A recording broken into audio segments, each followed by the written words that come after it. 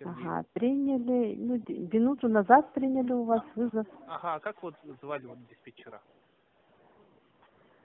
Ну, Номер диспетчера. 2, а что? А, номер 2 у нее, да? А что? А вот, ну вот просто вот бросили вот трубку в конце. Ага.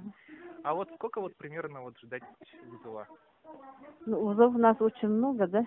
Ага, а то вот, Задержки тут большие, ожидаю. то тут женщина вот после инсульта одна живет. Вообще одна. Да. А вы кто будете? А я вот племянник в гости к ней зашел. Мгм. Ну, ожидать придется, сразу не приедем. Вызовов у нас очень много, задержки А тут. вот до скольки вот примерно вот ждать?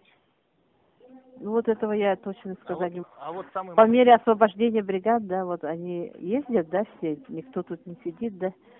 Где освободится, там дадим. Ожидаем, хорошо. Ага, вот это, а максимально это сколько? День ждать или 2 дня? Ну, почему день?